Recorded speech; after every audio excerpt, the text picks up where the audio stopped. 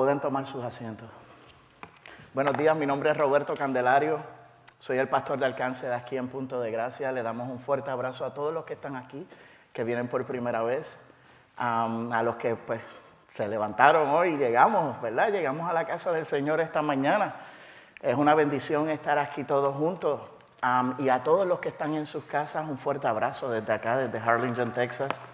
Fuerte abrazo a toda la familia, a todos los que nos están sintonizando en este tiempo. Y qué bonito ese cántico, ¿verdad? Cuando escuchamos los cánticos de Navidad, son como que, llegamos a una época especial en la cual regalamos, recibimos regalos, comemos bien rico. Y a veces se nos olvida el propósito de la Navidad, ¿verdad? Esta fecha en la cual nosotros celebramos, festejamos, salimos a las calles, hacemos una actividad, compartimos el Evangelio. Esto fue profetizado cientos de años antes. Hoy vamos a estar hablando sobre la promesa del Mesías. Este mensaje, este nacimiento, el nacimiento del niño Emmanuel, el nacimiento del Mesías, el nacimiento de nuestro Salvador, fue profetizado años antes. Porque el mundo vivía en unas tinieblas, en una oscuridad, y era la única esperanza que tenían. Que viniera un Salvador, que viniera un Redentor y los salvara.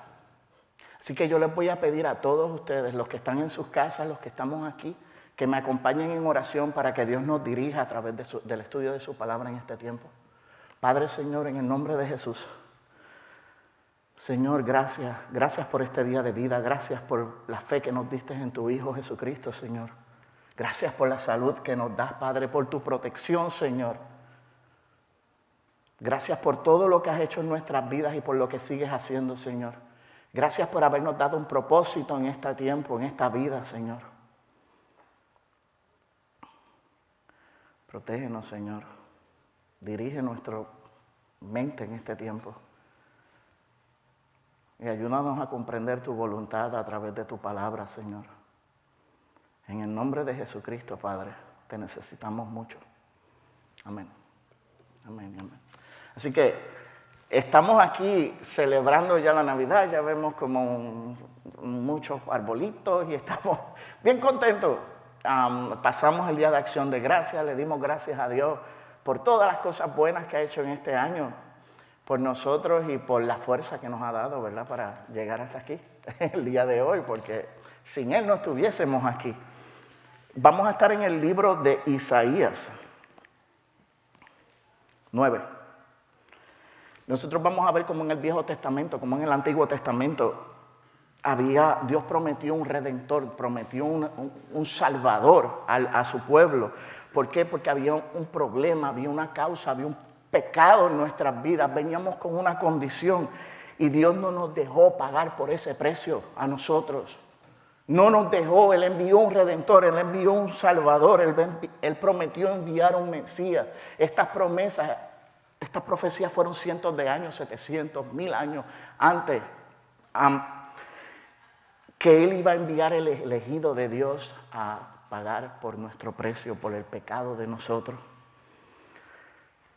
Las profecías y las promesas era que iba a nacer de una virgen, que iba a vivir una vida sin pecado. Todo esto se hablaba, imagínate. Nosotros estamos celebrando y buscando ropa y invitando familiares para hacer una celebración de Navidad. Y estos pueblos deseaban que llegara esa profecía, que llegara esa promesa, porque la promesa eran 700 años antes. Había otro hombre, Abraham, 1000 y pico de años antes, predicando y compartiendo una profecía de que venía un Cristo, de que venía un Mesías, de que venía un Salvador. Y antes de empezar esto, quiero que pongamos en mente y nuestro corazón en una misma mente, un mismo acuerdo. Todas las profecías de la palabra de Dios se han cumplido, lo creas o no. La única que falta es el regreso de nuestro Salvador a buscar a su iglesia. Así que estamos leyendo algo, vamos a estar estudiando algo que es un factor. Esto se profetizó y sucedió realmente. En Isaías 9:1 dice, pero no habrá más lobreguez, que lobreguez es obscuridad, para la que estaba en angustia, como en tiempos pasados Él trató con desprecio a la tierra de Zabulón y a la tierra de Neftalí. Pero después la hará gloriosa por el camino del mar al otro lado del Jordán, Galilea de los gentiles. Continuamos. El pueblo que andaba en tinieblas ha visto una gran luz. A los que habitaban en tierra de sombra de muerte, la luz ha resplandecido sobre ellos. Multiplicaste la nación, aumentaste su alegría, se alegran en tu presencia como la alegría de la cosecha, como se regocijan los hombres cuando se reparten el botín. Porque tú quebrarás el yugo de su carga, el báculo de sus hombros y la vara de su opresor, como en la batalla de Madián. Porque toda bota que calza el guerrero en el fragor de la batalla y el manto revolcado en sangre serán para quemar combustible para el fuego. 6. Porque un niño nos ha nacido, un hijo nos ha sido dado, y la soberanía reposará sobre sus hombros. Y se llamará su nombre Admirable Consejero, Dios poderoso, Padre eterno y Príncipe de paz. Y número 7 dice, el aumento de su soberanía y de la paz no tendrán fin sobre el trono de David y sobre su reino, para afianzarlo y sostenerlo con el derecho y la justicia, desde entonces y para siempre. El celo del Señor de los ejércitos hará esto. Amén. ¿Quién va a hacer esto? Dios. Es una promesa de nuestro Creador, es una promesa que viene de Dios. Porque estamos hablando que en estos tiempos, eran unos tiempos tenebrosos y oscuros. Esta nación estaba siendo oprimida.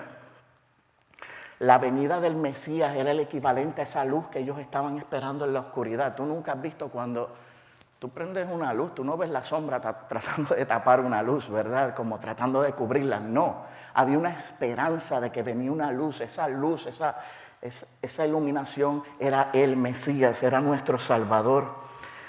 Dios estaba prometiendo liberar la nación de Israel de todo el yugo que había sido puesto por Asiria, Babilonia y cualquiera de las demás potencias extranjeras. La estaban oprimiendo y oprimiendo y oprimiendo.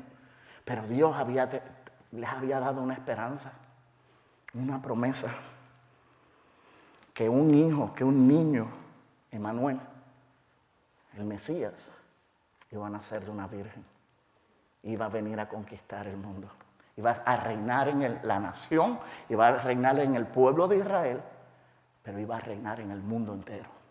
Ese es nuestro Salvador. Y gloria a Dios por eso. La venida del Mesías iba a llevar a la nación a un gozo que ellos no entendían, porque vivían oprimidos, solos, desolados, humillados. No sabían lo que era prosperidad por muchos años. Y yo recuerdo mi vida antes de creer en la promesa del Señor. Una vida sin esperanza, porque no tenía propósito. No había un propósito para mi vida. Bueno, yo me creaba varios y me daba varios propósitos. Pero no tenía el propósito de Dios. No tenía propósito divino. Ahora, esta profecía, esta promesa, la hizo Abraham, la hizo a David, que venía un reino próspero, que este niño iba a nacer, iba a convertirse en un libertador, no en una señal. Ya las señales, ya el tiempo de las señales iba a parar y venía el libertador. No venía una señal o una profecía más de liberación, sino venía el libertador mismo a la tierra, Dios hombre. ¡Qué esperanza! Yo cuando leo esto, me voy para ese tiempo y digo, pues, años y años y años, y había una promesa. Y predicaban esa promesa, y muchos no hicieron caso, pero muchos creyeron. Y le damos gloria a Dios por eso. El Mesías venía con una promesa de que iba a hacer unos cambios para que hubiera una prosperidad espiritual en esa nación. Cuando leemos Isaías 9:1, dice, pero no habrá más lobreguez para la que estaban en angustia, como en tiempos pasados él trató con desprecio a la tierra de Zabulón, a la tierra de Neftalí, pero después la hará gloriosa por el camino del mar al otro lado del Jordán, Galilea de los gentiles. Yo creo que la esperanza era que iba a haber un momento que esa desolación, que esa opresión en la cual ellos estaban viviendo, iba a ser cosa del pasado. Cuando nosotros vamos a Isaías 8:22, vemos cómo todo esto estaba dicho.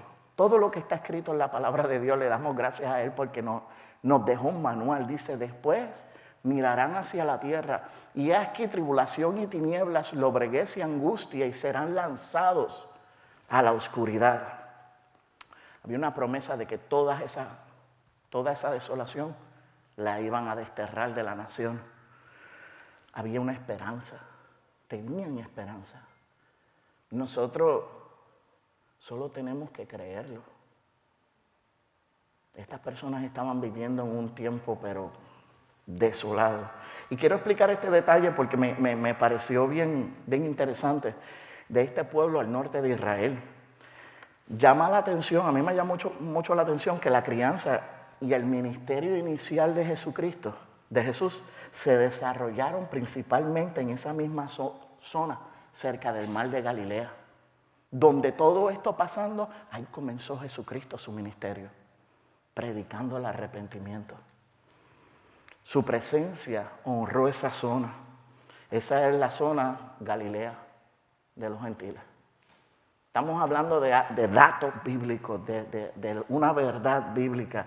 El pueblo, dice en el versículo 22, ¿verdad? Dice, después mirarán hacia la tierra y he aquí tribulación y tinieblas. El pueblo estaba en tinieblas, el pueblo estaba en sombra de muerte.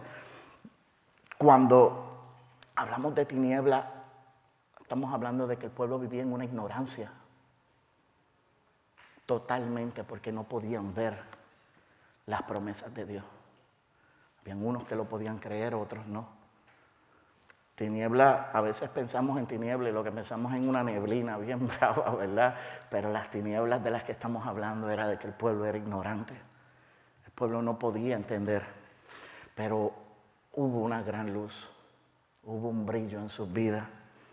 Y me place ver cómo Mateo, cuando vamos a Mateo 4:15, Mateo aplicó este pasaje.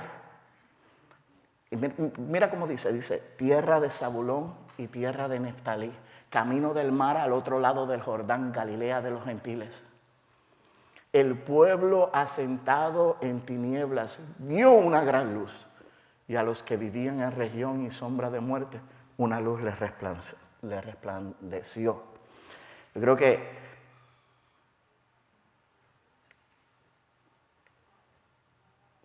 dice Mateo 4:15. Déjame buscar aquí una cosa, porque no se me hace que esa es la escritura. Mateo 4.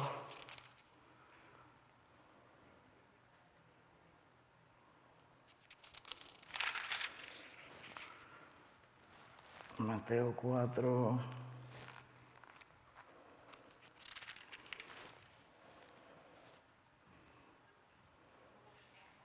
Sí, yo creo que es Marcos.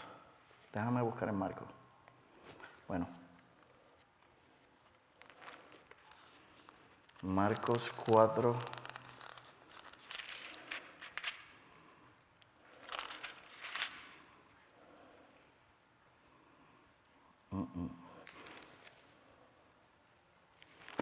Dice, tierras de Zabulón y tierra de Neftalí, camino del mar al otro lado del Jordán, Galilea de los gentiles.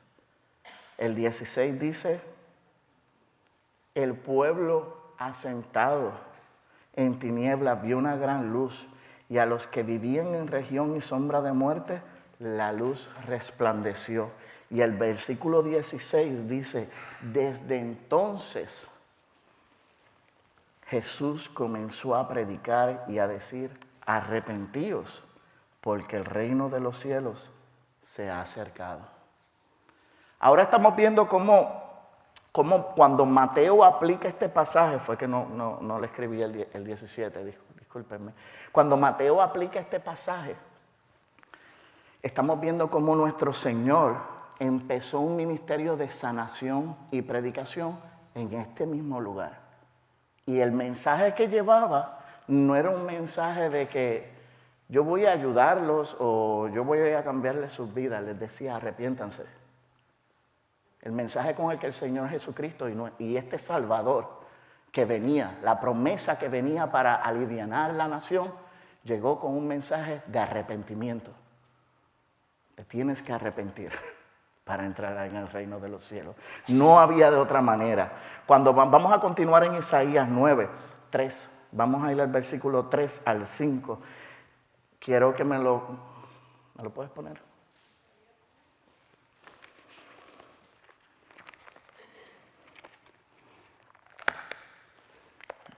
Isaías 9:3 dice, multiplicaste la gente y aumentaste la alegría, se alegrarán delante de ti como se alegrarán en la siega, cómo se gozan cuando reparten despojo, porque tú quebraste su pesado yugo y la vara de su hombro y el cetro de su opresor como en el día de Madián, porque todo calzado que lleva el guerrero en el tumulto de la batalla y todo manto revolcado en sangre serán quemados, puestos del fuego, porque un niño nos es nacido, hijo nos es dado, y el principado sobre su hombro, y se llamará nombre admirable, consejero de Dios,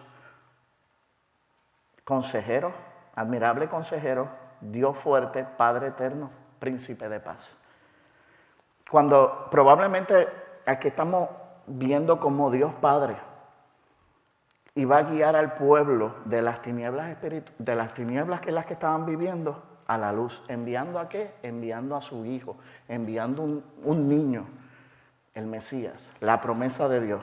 Y esto iba a ser una obra sobrenatural muy parecida a la que pasó en Madián, que vemos en Isaías.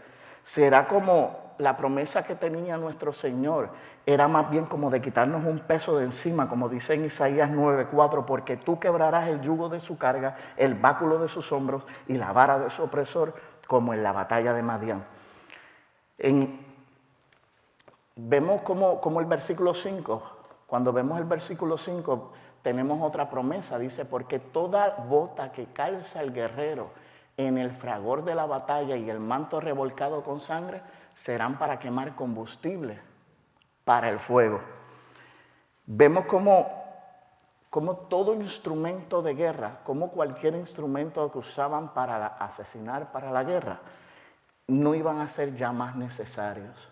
A veces leemos estas escrituras y le pasamos por encima o no le prestamos atención porque no son escrituras que nos endulzan el oído o no le podemos prestar atención. Por eso es importante que oremos, que busquemos de Dios, que Él nos revele su palabra para poder enfocarnos en lo que dice, porque está llena de vida. En Isaías 2:4 dice, juzgará entre las naciones y hará decisiones por muchos pueblos.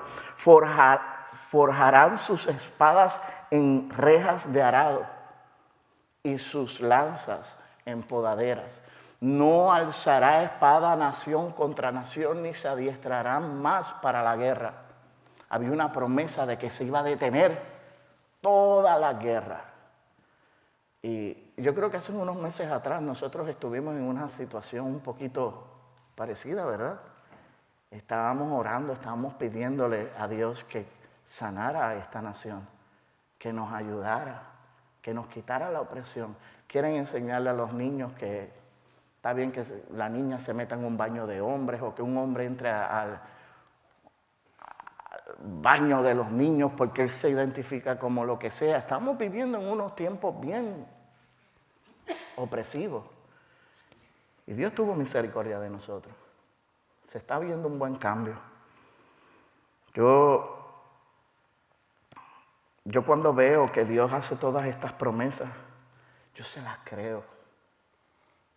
Dios nunca, nunca, nunca ha fallado en ninguna de las promesas que ha hecho. Cuando vemos las verdades que se predicaban, que se profetizaban antes de que llegara nuestro Salvador, decían que debían nacer niños, que tenía que ser un bebé, que ese niño iba a nacer en la nación de Israel, que iba a gobernar sobre el pueblo de Dios. Miqueas 5:2 dice, pero tú, Belén, Efrata, aunque eres pequeña entre las familias de Judá, de ti me saldrá el que ha de ser gobernante en Israel. Y sus orígenes son desde tiempos antiguos, desde los días de la eternidad. Interesante, ¿verdad? Que la promesa es que él iba a gobernar todo el pueblo de Dios, pero también que va a gobernar el mundo. En Zacarías 14:9 nos dice, y el Señor será rey sobre toda la tierra. Aquel día el Señor será uno, y uno su nombre. Yo creo que en esos tiempos los gobernantes, los líderes de Judá, eran gente bien incompetente, eran gente bien manipuladora, bien opresiva. Y estas personas estaban poniendo toda su esperanza en que llegara un Salvador, un Mesías, un rey que iba a ser responsable de gobernar y dirigir la nación bajo la paz. Ellos estaban esperando un hombre que viniera a guerrear, que viniera con espada a sacarlo y a tumbar al rey. Pero llegó el hijo del carpintero con un mensaje de paz. Y muchas personas dudaron porque conocían a la gente de esa área. Pero esto fue una profecía que se profetizó muchos años antes. Aún así no la podían ver. La tercera verdad acerca del Mesías es que él iba a tener, cuando vamos a Isaías 9:6, nos enseña que iba a tener 4 nombres que iban a revelar su carácter. Dice Isaías 9:6, ¿me lo puedes buscar? Porque un niño nos ha nacido, un hijo nos ha sido dado y la soberanía reposará sobre sus hombros y se llamará su nombre admirable consejero, Dios poderoso, Padre eterno, príncipe de paz. Cuando miramos estas profecías y vemos que dice consejero maravilloso, me llama la atención porque hay gente que va a estar gustosa de escuchar el mensaje de nuestro Señor. Hay unos que no, pero hay unos que sí. Cuando vamos a Isaías 2:3, dice, vendrán muchos pueblos y dirán, venid, subamos al monte del Señor, a la casa de Dios de Jacob, para que nos enseñe acerca de sus caminos y andemos en sus sendas. Porque de Sión saldrá la ley y de Jerusalén la palabra del Señor. Yo veo que en este reino mucha gente estaba ansiosa por escuchar el mensaje que iba a traer este Mesías. Estaban desesperados. Pero había gente que sí quería oírlo. Había un remanente, un grupo de personas escogidos antes de la fundación del mundo que deseaban escuchar esto y lo iban a creer. También se conoce como Dios poderoso. Isaías 10:21 dice, un remanente volverá, el remanente de Jacob, al Dios poderoso. Ellos estaban esperando como un héroe, ¿verdad? Que viniera y destronara el gobierno que había. Pero vemos más bien que Isaías quería decir un poquito algo más grande que eso, porque él ya había hablado del Mesías que estaba haciendo cosas como que ninguna otra persona hacía. Eso lo encontramos en el versículo 2 al 5 de Isaías 9. Isaías entendió algo bien claro y es a lo que quiero llegar. Es que la promesa del Mesías sería Dios hecho hombre aquí en la tierra. Y yo no sé ustedes, pero cuando yo leo la palabra de Dios y veo lo que Dios caminó por esta tierra y dio su vida por todos aquellos que han de creer que su sacrificio en la cruz pudo pagar el pecado del mundo entero, pero en su justicia tiene que juzgar a uno. Y saber que puedo creer que Jesús, que el Mesías es el Hijo de Dios, que nació de una virgen, que vivió sin pecado.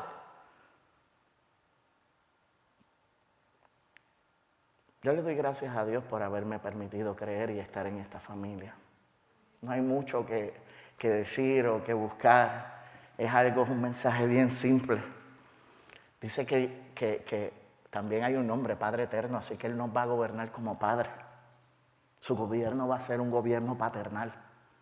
No va a ser un gobierno de opresión. Son características de la profecía de Dios. Y aquí las conocemos a través de su palabra.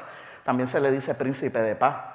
Y es el único que va a traer los tiempos de paz aquí en la tierra. Era la única profecía, era la única esperanza que tenían. Era que viniera un Salvador y trajera la paz aquí en la tierra. Dice en Lucas 1, 32, 33. También se cumple la de que el Mesías iba a estar sentado junto al trono de David, como hablaba Isaías. Aquí lo refuerza, dice Lucas 1:32. Este será grande y será llamado Hijo del Altísimo, y el Señor Dios le dará el trono de su padre David. Y reinará sobre la casa de Jacob para siempre, y su reino no tendrá fin. Gloria a Dios. Su gobierno no tendrá fin. Así que significa que va a continuar para siempre. Apocalipsis 11:15 dice, el séptimo ángel tocó la trompeta y se levantaron grandes voces en el cielo que decían, el reino del mundo ha venido a ser el reino de nuestro Señor y de su Cristo, y Él reinará por los siglos de los siglos. No hay final en el reino que trae nuestro Señor. A veces buscamos a Dios por cualquier problema que tengamos y no vemos nuestro mayor problema. Es el de dónde vamos a pasar la eternidad. La eternidad es algo que no tiene fin. ¿Dónde vas a pasar esa eternidad? Y Dios envió una solución a ese problema.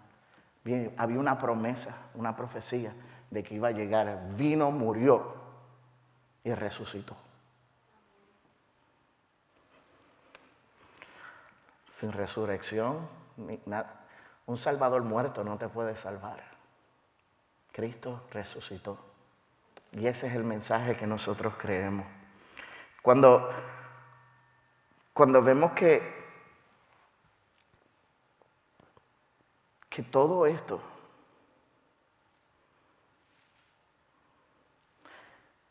se logra por el celo de Dios. Todo esto que estamos viendo lo logra Dios por su celo divino. La venida del reino milenial depende solo de Dios, no de Israel, no lo que Israel hiciera. Dios había hecho una promesa y Dios la iba a cumplir. No depende de la gente, no depende de mí. El Mesías iba a gobernar porque Dios lo prometió. Y Él cuida celosamente de que venga su reino. Sin su intervención soberana, esto no hubiese pasado.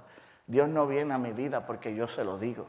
Dios vino a mi vida porque Él no me escogió. Dios viene a tu vida porque Él te escogió antes de la fundación del mundo. No porque tú le dices, aquí estoy, haz lo que yo te diga. Estos son promesas, toda la palabra de Dios está aquí escrita. Son promesas que Dios nos ha hecho. Y estamos viendo que el mundo se ha desviado de la verdad y dependemos de tantas cosas que no tienen que ver con Dios para vivir una vida plena. Estamos dependiendo de que si mi trabajo, de que cuánto dinero tengo, de que si tengo esto, tengo lo otro, pero no buscamos al proveedor de todo, que es nuestro Señor. Deja una palabra, deja una esperanza viva. Esta palabra tiene vida. Dice que Dios nos prometió esto desde un principio y decía que el Mesías iba a nacer de Belén, que nacería de una virgen. Cuando vamos a Isaías 7:14 dice, Isaías 7:14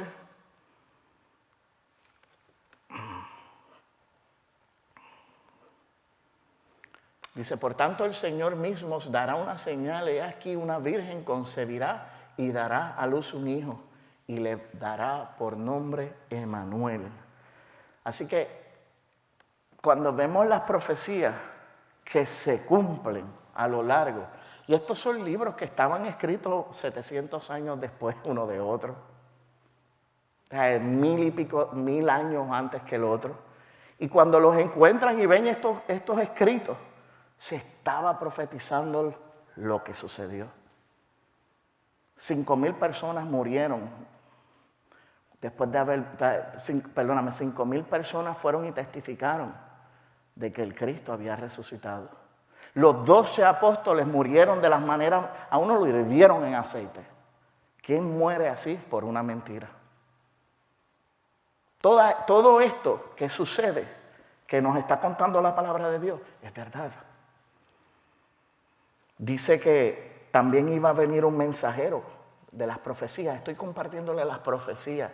Que iba a venir un mensajero que iba a preparar el camino delante de él. Y cuando vamos a Marcos 1:1, dice, principio del evangelio de Jesucristo, Hijo de Dios. Como está escrito en el profeta Isaías, he aquí yo envío mi mensajero delante de tu faz, el cual preparará tu camino. Voz del que clama en el desierto, preparad el camino del Señor, haced derechas sus sendas. Juan el Bautista apareció en el desierto predicando el bautismo de arrepentimiento para el perdón de pecados. Así que cuando vemos la historia de Juan, vemos cómo Juan iba abriendo un camino con un mensaje. Cuando Cristo viene con el mismo mensaje, arrepentidos. Que el reino de Dios se llegó, se ha acercado. Y todavía hoy, viendo todas las evidencias, ya no tenemos, hay evidencias, está su palabra aquí como evidencia de todo el registro, todo lo que pasó. A un día hoy, muchos no la ven, no la hacen. Cristo hizo muchas señales. Resucitó a Lázaro después de 4 días de muerto, ¿verdad? Él hacía todas estas evidencias para presentar quién era Él. La profecía decía que lo iban a vender por 30 piezas de plata. En Mateo 26:14 dice, entonces uno de los 12, llamado Judas Iscariote, fue a los principales sacerdotes y dijo que estáis dispuestos a darme para que yo os lo entregue. Y ellos le pesaron 30 piezas de plata. 16. Y desde entonces buscaba una oportunidad para entregarle. Estamos viendo todo lo que estaba escrito se viene cumpliendo a pasar de los años. Ahora, la profecía también decía que iba a morir. En 1 de Pedro 3:18, prestemos atención ahora. Dice, porque también Cristo murió por los pecados una sola vez, el justo por los injustos, para llevarnos a Dios muerto en la carne, pero vivificados en el Espíritu, en el cual también fue y predicó a los espíritus encarcelados, quienes en otro tiempo fueron desobedientes, cuando la paciencia de Dios esperaba en los días de Noé, durante la construcción del arca, en la cual unos pocos, es decir, 8 personas fueron salvadas por medio del agua. Y correspondiendo a esto, el bautismo ahora os salva, no quitando la suciedad de la carne, sino como una petición a Dios de una buena conciencia mediante la resurrección de Jesucristo. 22. Y quien está a la diestra de Dios, habiendo subido al cielo después de que le habían sido sometidos ángeles, autoridades y potestades. Gloria a Dios. Pedro nos está presentando a Jesucristo como el ejemplo perfecto de alguien que sufrió injustamente. Cristo fue una cruz, Cristo fue profetizado y terminó en esa cruz, muriendo por nuestros pecados. La muerte de Cristo A veces no le entendemos por qué Cristo tenía que morir. Había una profecía, se decía, viene el Hijo, viene Manuel, viene un Mesías, pero va a morir. Tenía que morir porque tenía que llevar a los injustos a la presencia de Dios. La muerte de Cristo no fue en vano. Murió como un sustituto tuyo y mío. Primera de Pedro 2:24 dice, y Él mismo llevó nuestros pecados en su cuerpo sobre la cruz, a fin de que muramos al pecado y vivamos a la justicia, porque por sus heridas fuisteis sanados. Cristo fue nuestro sustituto para justificarnos.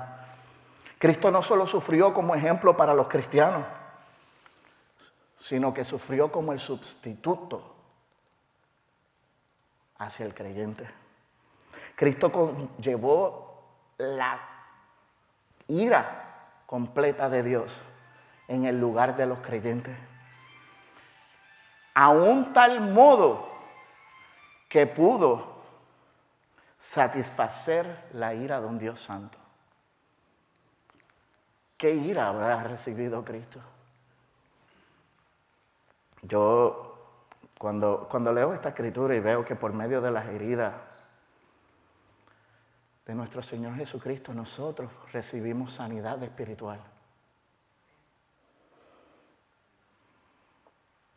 Una sanidad a esa enfermedad del pecado que nosotros no nos podíamos curar. Nacimos con una condición impotentes a hacer algo por nosotros mismos. Y el Señor Jesucristo murió para hacer el bien por su pueblo. Él no murió a causa de sus propios pecados, porque Él no tenía ni un solo pecado. Primera de Pedro 2:22 dice, el cual no cometió pecado ni engaño alguno se halló en su boca. Cristo era santo, Cristo no cometió pecado. Toda esta profecía se empezó a cumplir, la podemos ver y la podemos creer hoy gracias a la obra de su resurrección, de su muerte, ¿verdad? Pero su resurrección, gracias a la obra de Cristo en la cruz. Nosotros hoy tenemos camino abierto a Dios. Efesios 3:12 dice, en quien tenemos libertad y acceso a Dios con confianza por medio de la fe en Él. La obra de Cristo es nuestra salvación. Ya no tenemos que ir, antes tenía que ir un sacerdote a la presencia de Dios, nosotros podemos acercarnos con valentía a su trono. En Hebreos 10:19 dice, entonces hermanos, puesto que tenemos confianza para entrar al lugar santísimo, ¿por qué? Por la sangre de Jesús. ¿Estamos aquí? Cuando se rasgó ese velo del templo, lo que hizo fue un simbolismo de un camino nuevo y abierto a Dios a través de Jesucristo, el Santo, el Hijo de Dios, que murió por nuestros pecados en una cruz. Esto es lo que nosotros a veces no entendemos, o el mundo no entiende, que entramos a una fecha, a una temporada tan bonita en la que estamos de fiesta, regalando y buscando cómo ser felices, pero la fe en Manuel, en Jesús, en el Mesías, en nuestro único Salvador. Eso es lo único que te va a dar la paz, la felicidad, todo lo que necesitas en esta vida. Porque primero busca su reino y todo será añadido. Y es lo que nos enseña la palabra de Dios. Nuestro Señor, cuando vemos nuestro Señor tenía cuerpo, alma, espíritu. Él no era un Dios habitando en un cuerpo de hombre. Él era el verdadero Dios hombre caminando en la tierra.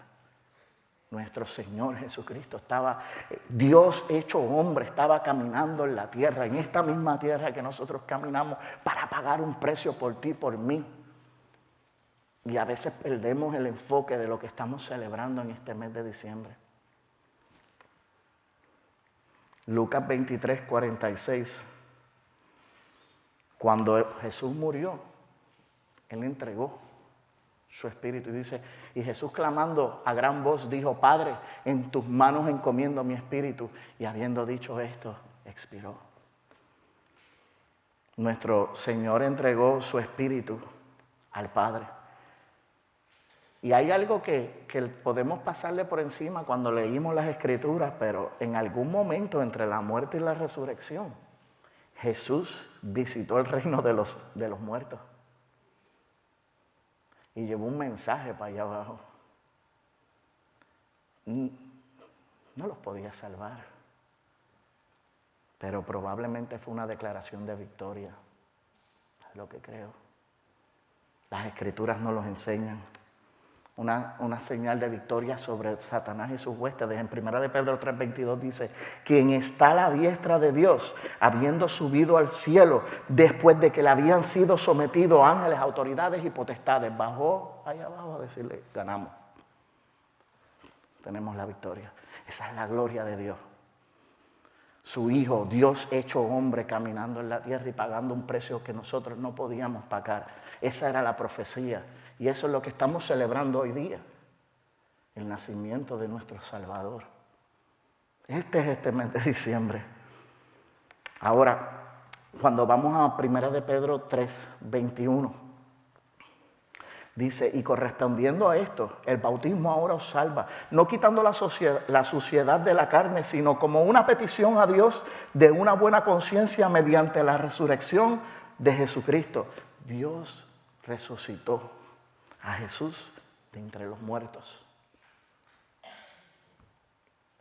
Romanos 6:4 dice, por tanto hemos sido sepultados con Él por medio del bautismo para muerte, a fin de que como Cristo resucitó de entre los muertos por la gloria del Padre, así también nosotros andemos en novedad de vida. Dios resucita a Cristo de entre los muertos. Cuando uno se muere, el espíritu sale del cuerpo.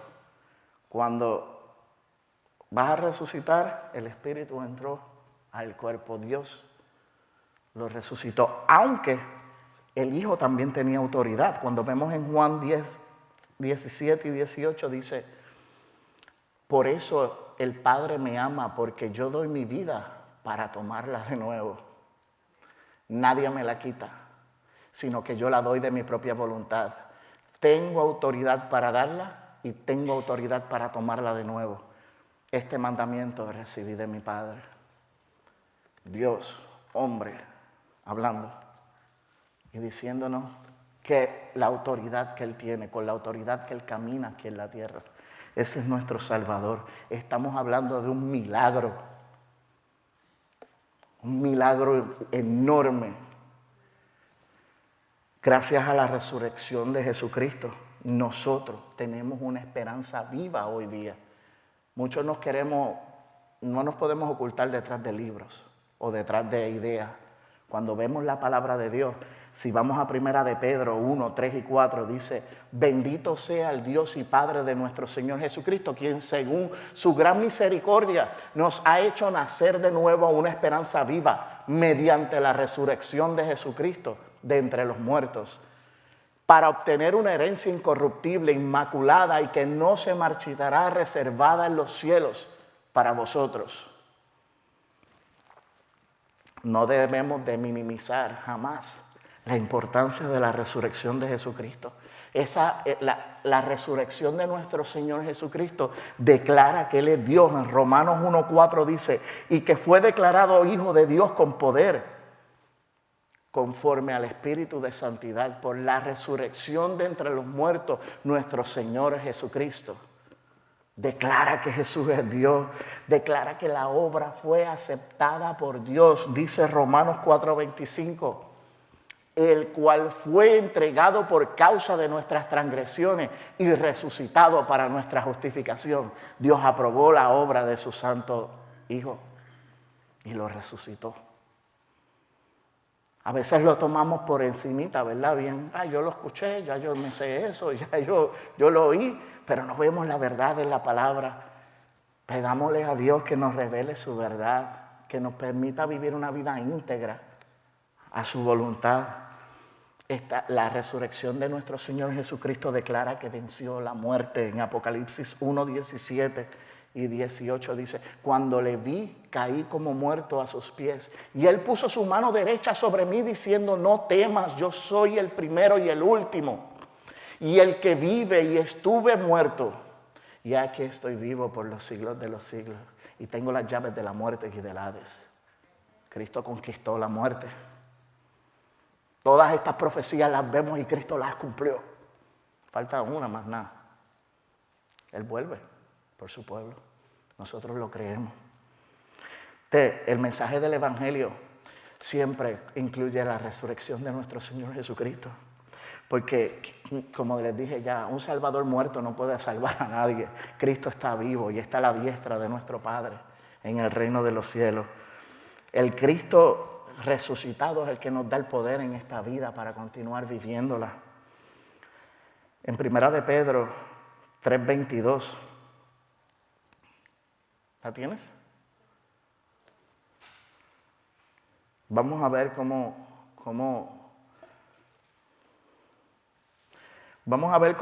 vemos después que Cristo muere, ¿verdad? Como su ascensión. Dice, a quien está a la diestra de Dios, habiendo subido al cielo, después que le habían sido sometidos ángeles, autoridades y potestades.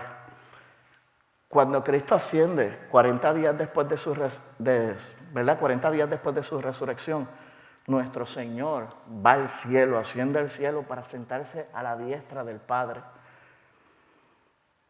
Yo creo que vamos al Salmo 110:1, el lugar de exaltación más grande que podría tener era al lado del Padre. Dice el Señor a mi Señor, siéntate a mi diestra hasta que ponga a tus enemigos por estrado a tus pies. Cuando vemos que lo cierto para Cristo, para nosotros los creyentes, lo que lo seguimos, es cierto para nosotros, vamos a Efesios 2:4 y vemos dónde nosotros estamos como creyentes hoy. Dice, pero Dios que es rico en misericordia por causa del gran amor con que nos amó, aun cuando estábamos muertos en nuestros delitos, nos dio vida juntamente con Cristo. Por gracia habéis sido salvados. Y con Él nos resucitó y con Él nos sentó en los lugares celestiales en Cristo Jesús. Nosotros a veces vemos que no entendemos las riquezas de nuestro Señor. Y podemos ser tan atrevidos muchas veces que entendiendo y leyendo su palabra, le pedimos que nos dé cosas que a veces no tienen ni sentido, que nos quite de problemas. Pero vemos que Dios es rico en misericordia. Es una buena dirección para cuando oremos. Señor, ten misericordia de este pueblo. Padre, ten misericordia de mis hijos, ten misericordia de mi familia, porque te necesitan. No hay manera que puedan creer en ti si tú no les das esa fe. Nosotros necesitamos a Dios en todo lo que hacemos, iglesia. Toda esta promesa viene desde los tiempos de Isaías, desde los tiempos de Abraham, y fue cumplida por nuestro Señor Jesucristo. Jesucristo vivió santo, fue a una cruz, derramó su sangre, pagó nuestro precio, pero resucitó. Hoy día está en el reino de los cielos, a la diestra del Padre, y ese es el lugar que nosotros estamos hoy día por fe. Ya estamos ahí, lo que tenemos es que creerlo nada más.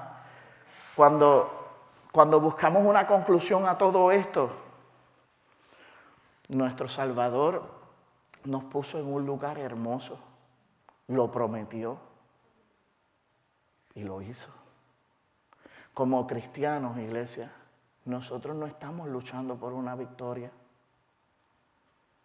Nosotros estamos luchando desde la victoria en el reino de los cielos. Ya fuimos salvados.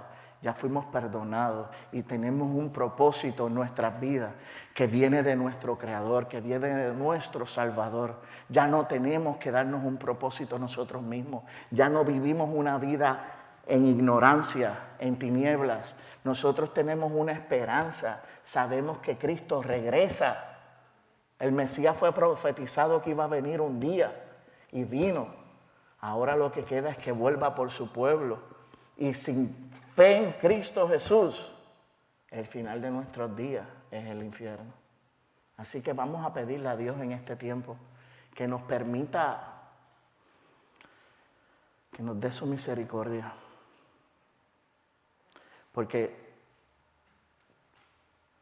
Cristo nos dio la victoria. Nuestro Señor Jesucristo obtuvo la victoria por nosotros en su muerte, resurrección y ascensión. Así que vamos a orar. Padre, Señor, en el nombre de Jesús, Señor, yo te pido por tu pueblo, Señor. Padre, te pido por este pueblo, aquí en Harlingen, Texas, Señor. Te pido por tu iglesia, mi Dios. Ten misericordia de nosotros, Padre. Ayúdanos a caminar en tu verdad, mi Dios. Dirige nuestras vidas, Señor, a que podamos traerte toda la gloria a ti, mi Dios. Danos la salud, Señor, que necesitamos, Padre. El entendimiento que nosotros necesitamos, mi Dios, para poder hacer tu voluntad aquí, Señor. Padre, te necesitamos mucho, mi Dios. Te necesitamos mucho, Padre. En el nombre de Jesucristo, Señor, te quiero pedir también por nuestros pastores que vienen de regreso. Cuídalos y protégelos en sus caminos, Padre. En el nombre de Jesús, Señor, gracias por este tiempo y gracias por tu palabra. Amén.